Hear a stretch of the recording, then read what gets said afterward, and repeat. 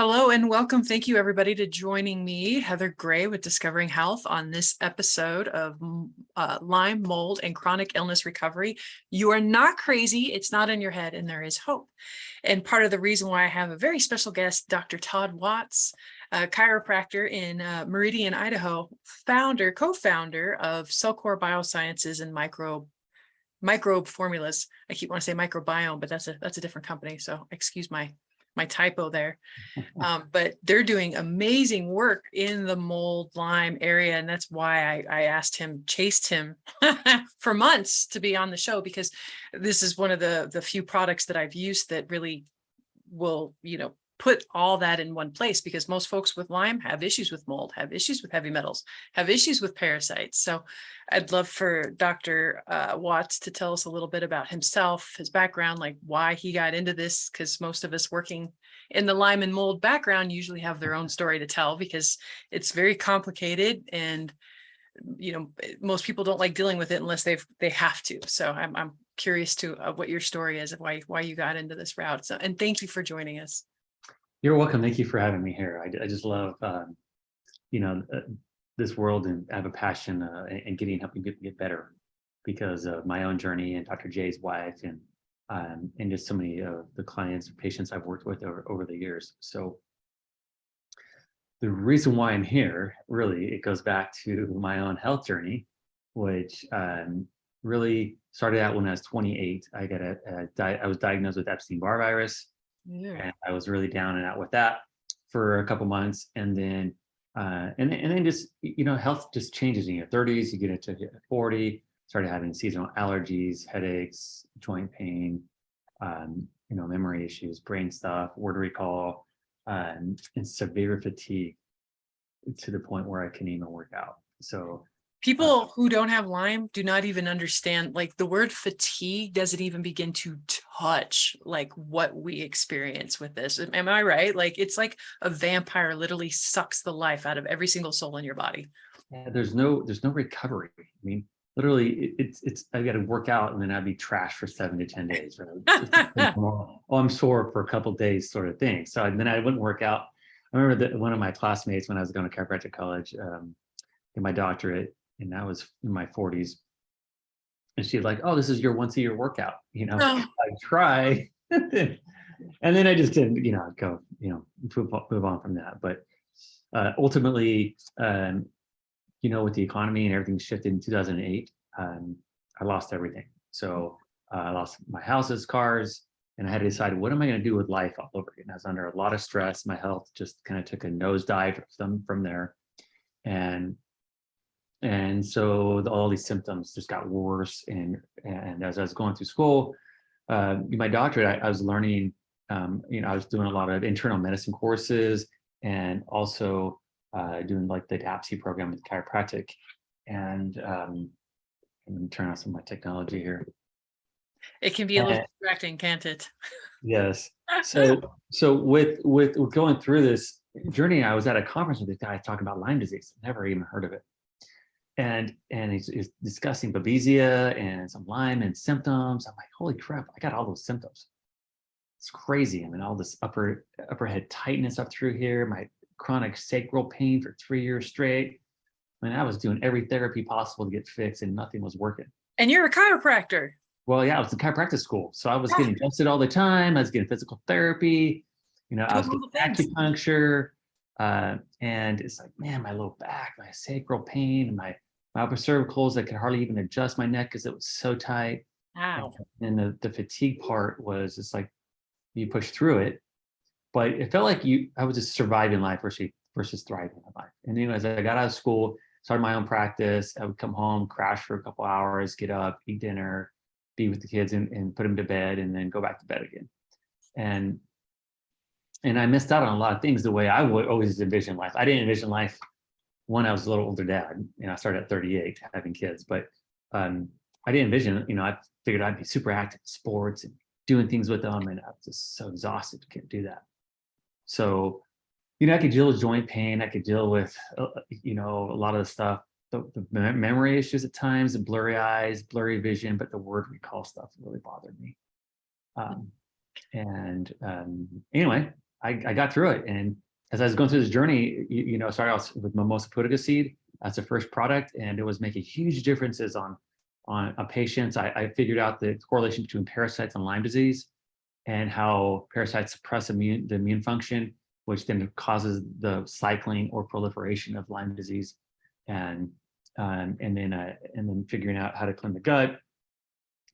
Actually getting parasite products that worked well.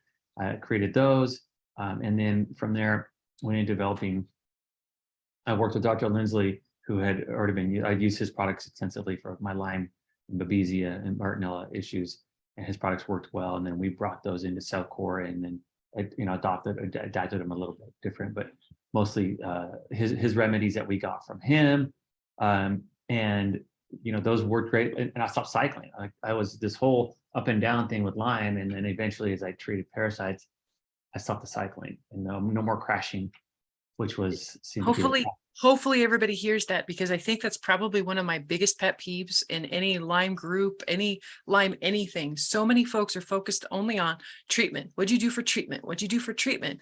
And you're missing out on so many healing opportunities if you're not focusing on the parasites, right? Not cleaning up the gut, not getting rid of heavy metals, like the whole thing. Like, that's why I love what you guys do so much.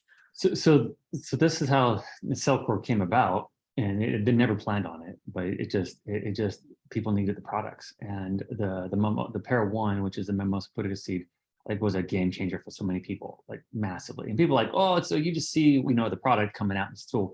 Maybe you see some of it, but who cares? Because the changes people's made in health that happened, it's just dynamic and incredible. And having worked with so many people, it was you got to clean out the GI system. So. As I went through the journey, like, okay, what else am I missing? Because I started getting overall energy back, but my muscles I couldn't repair. So something was going on with that, and that's where I did deep dives into, okay, it's environmental toxins, it's radioactive material elements.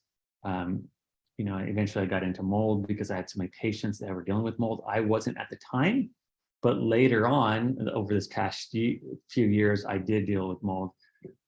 In the house that I was in, and I moved out. And anyhow, it's interesting, because then as I detoxed in our binders, I took our binders, then my life came back. Like literally, it took out the toxins that caused my muscles not to recover. So then over the last 4.5 years, I've been able to work out heavy. I do admit, over the past year, I injured myself. I did too much weight. Injured my shoulder and my low back. Probably shouldn't be doing deadlifts the way I was, and so I'm recovering from some injuries. But that doesn't have to do anything with the energy levels, right? Mm-hmm. So I, 54, I feel great. I've been running a business with 130 employees, a clinic, and just a lot going on in life, and I can handle it. Where before, there's no way I could have done that. Right? Isn't that crazy? Yeah. How did you guys come up with that intake form? Like, I swear, wow, what a game changer, right? Because in this space, like a lot of the testing to get a lot of these issues can get really, really expensive. And a lot of times folks that have finally come to this alternative method have already spent tens of thousands of dollars, seen 20 practitioners, right? They're already like coming in hot, they're broke, they're frustrated. And here's this intake form, this free intake form that's beautiful. It's gorgeous for a practitioner like myself to kind of help point people in the right direction of, okay, let's dig deeper in this section instead of just throwing stuff at a wall that sticks. Like, how did you guys come up with that? So Dr. Jay and I sat down, and we just took all the things we used clinically for the years we were in practice, and just built it out. And then it's like, okay, what are the causative factors that people are dealing with?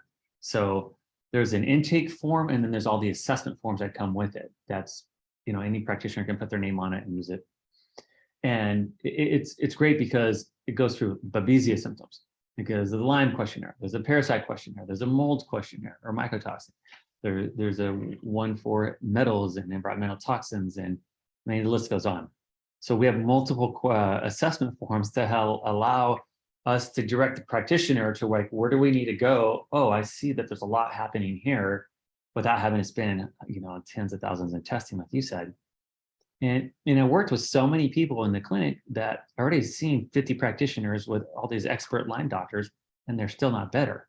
So they're missing something, because when you pigeonhole somebody and you have Lyme disease, you have mold or mycotoxin illness, which can be definitely mycotoxin illness that takes precedence over Lyme.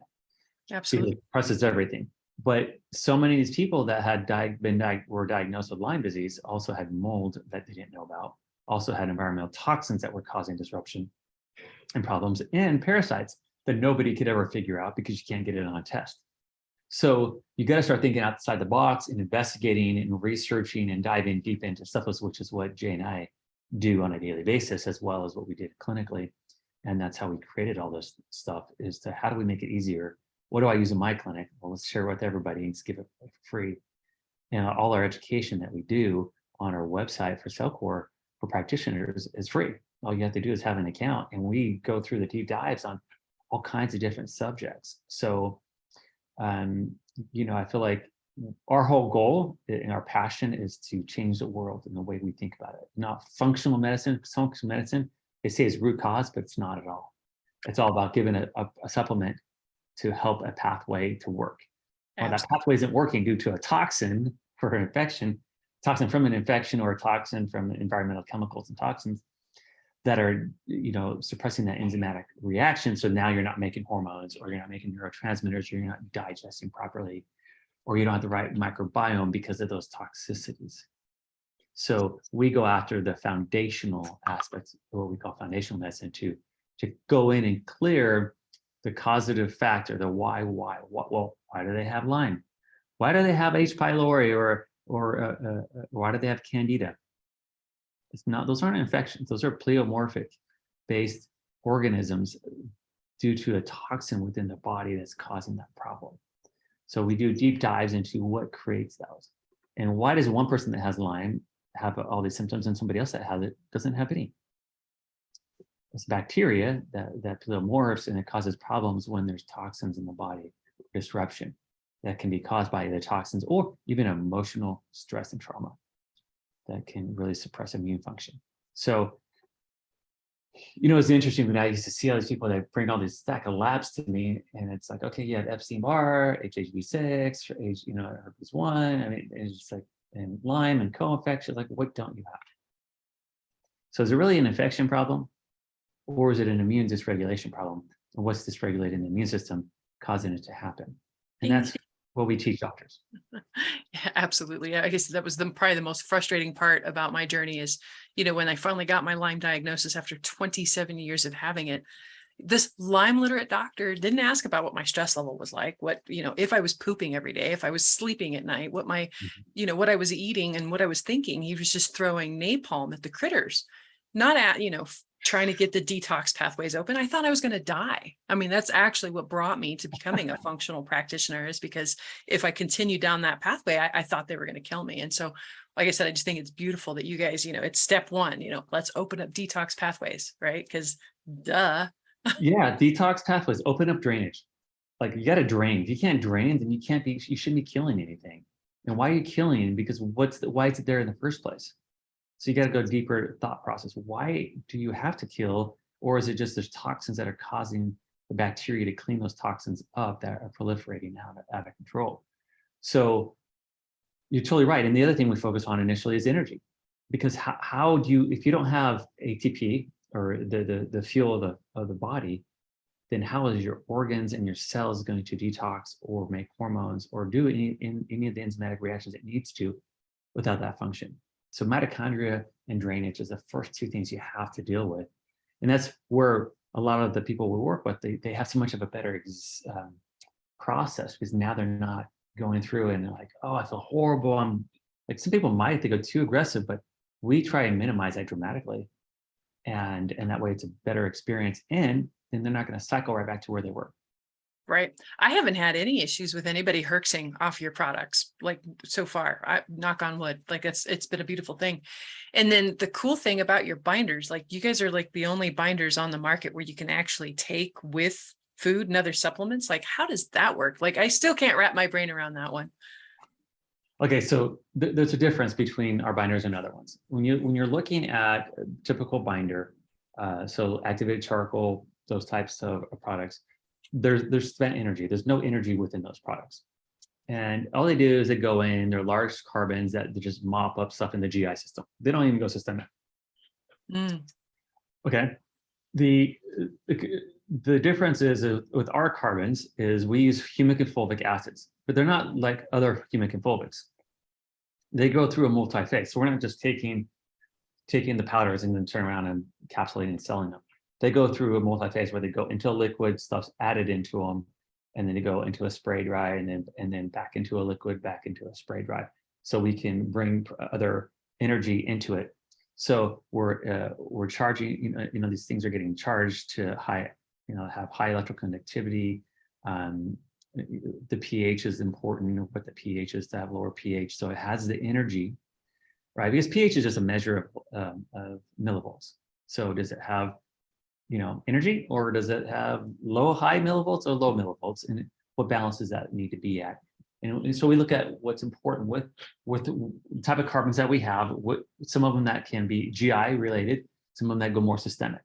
So the fulvics and how those are brought in and how we utilize those go more systemic because they're small chain carbons that can get down to a very small size, nano size. And then the humics are more of a long chain carbon that are more GI related. And then we have a few products that are all just pure fulvics that we use in some of our BCATP products, as well as our CT minerals. But then we bring in some other cofactors with polysaccharides. So polysaccharides are sugars, right, that are in every food form. That's where we break sugars down to make energy. And then there's polyelectrolytes. So electrolytes help to charge and fuel reactions in the body. A lot of polarities, things occur within cell function, within nerves and things based off of electrolytes. Hmm. So chloride, sodium, potassium pump, people here have heard of that, probably in biology. There's chloride, there's calcium, some of those things. So anyhow, it's if you really look down to the detail of how reactions work in the body, it goes back off charged particles. It's redox reactions. Yeah. Okay, it's not just, it's a B vitamin. Well, B vitamin is required, certain B vitamins required in certain reactions. But most reactions are redox, meaning that you're using oxygen, or you're using an electron, or you're using hydrogen, which is a proton. So if you consider the whole point of the mitochondria is to create energy, ATP. How do we get there? There's two main parts. There's two main parts that we get out of that. One is the Krebs cycle, and then the other one is the electron transport chain. I know this is deeper science stuff, but trust me, you guys all had it in biology in high school at some point in time. It could have been a long time ago. But the Krebs cycle, the whole point of the Krebs cycle is to reduce or add hydrogen onto two molecules, NAD and NFADH. Those will then transport over to the electron transport chain, donate an electron, and donate the hydrogen over, and then help fuel the electron transport chain. That's an example there. Then we create a free radical in that process. What happens to that free radical electron? Well, there's this awesome molecule called oxygen that comes and binds onto that, and then it becomes a superoxide that is a free radical that then gets reduced to water. So it'll change its form. It'll go through like catalase, superoxide dismutase, some of the enzymes you'll hear that are utilized in that process, and then there's a glutathione. A glutathione peroxidase is an enzyme, but glutathione donates a hydrogen in the mitochondria to convert hydrogen peroxide to water. So even glutathione is like, what's the point of glutathione in mitochondria and cells? Well, there it's utilized just to give a hydrogen, a proton. It's the redox process. So you don't take glutathione to get into your mitochondria cells. You just recycle that glutathione, and so then you even look at the liver. Like we hear a phase 1 liver detox. Cytochrome P450. Well, what happens in that? It's a multi-phase enzyme, and in that enzymatic reaction, in every reaction requires either an electron, a proton, a hydrogen ion, or an oxygen molecule. So many reactions within the body require those charged particles. So our products have a lot of those charged particles within them to make them effective and different. And you think about, why is a heavy metal bad? Because you mentioned heavy metals. I'll tell you right now, heavy metals are overrated. That's right, everybody. I said heavy metals are overrated, meaning that we don't have the exposure to heavy metals the way we think we do. Now, sure, if we get them, they can, they can be oxidative, cause oxidative stress, meaning that they have an oxidative state or a valence that can tear up stuff or bind onto things. And so the goal is to, how do we do it? We take these charged particles and we neutralize it so we can get rid of it. But what are we exposed to 1,000 or 10,000 or 100,000 times more than heavy metals? And that is environmental toxins and chemicals. So what they call toxicants. And that's way worse. If you think about, there's over 80,000 chemicals registered with the EPA. Right. 2,000 new chemicals each year being introduced, and over 40,000 current active ones. But there's so many of them that what they call are forever chemicals that they don't break down. And they're in our water supply, they're in your food, they're in your air, they're on your clothes, they're in your furniture, they're everywhere. So you can't tell me this whole fad in functional medicine that heavy metals is causing everybody's illness. It's complete garbage. Now, if you're over in maybe New York in these really old areas that you have lead pipes, there could be some lead problems there, right? Flint, Michigan, there's some issues there. Yes, but you're exposed to thousands and thousands of times more chemicals all day long with herbicides, pesticides. I mean, every lawn sprayed, right? All the parks, the schools are all sprayed with chemicals. It's all the farms are spraying and crop dusting. I mean, it's all in your food. Did you see that documentary, The Devil That We Know? I think I have. I've seen somebody on DuPont and Teflon. Yeah. Oh man. Oh my gosh. These are the things I'm talking about. Yeah. We don't give enough importance to these environmental chemicals, industrial chemicals that are really causing so many problems. So that's where we formulated the products that we have to deal with all these things to neutralize it and detox them. Whether they're heavy metals or whether they're environmental chemicals, our whole company's goal is to eradicate them and make the difference. So really quick, what's your opinion on removing mercury then? If you think, if your more environmental toxins are causing more havoc than heavy metals, what do you think about amalgams? Well, I think if you have them, you need them removed. Gotcha. Yeah. Okay. 100%. I got mine. I had 7 of them that I had removed. Yeah. So did it move the needle for me? I didn't notice a difference like I've noticed a difference with so many other things. Right. But I don't care. I don't want them out, right? If you have amalgams, you need them out. Gotcha. And you need to be sure you're careful with how you do that. Absolutely. So you're not swallowing mercury down your gut. Yeah, there's certain things you don't want to be exposed to it. Just like same thing with lead pipes, copper. So people have a copper IUDs and stuff that I've seen some crazy cases that really got much better once they took the copper IUD out. Absolutely. So I'm not downplaying the fact that they can cause problems. Absolutely, heavy metals can be problematic, but if you know how to deal with them and you know what they do and how they cause damage, then you just go in and fix them. It's a simple fix. The body knows how to get rid of it if we can go in there and neutralize it. And that's what our approach is, to neutralize and then allow the body to clear it out.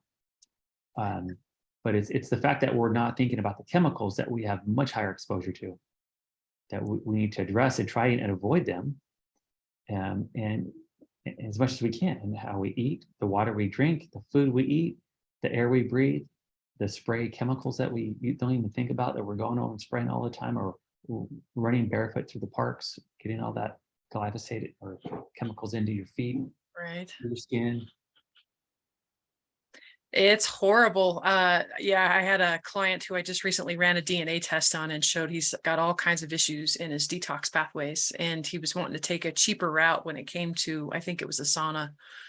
And I was like, my friend, you're kind of going to be stuck like me, is where the cheap route for you is no longer a thing, because the cheap route is usually laden in chemicals and off-gassing and EMFs, and you're going to have to eat organic food and you're going to have to drink filtered water. And I was called high maintenance for the longest time, and I didn't exactly know back then why, but now I know why. And it's because I am kind of the canary in the coal mine as well. And these toxins are just completely overburdening our systems. And it's, sometimes as simple as, getting rid of that Glade plug-in, right, from your bedroom at night. It's just, I can't believe people still buy those things.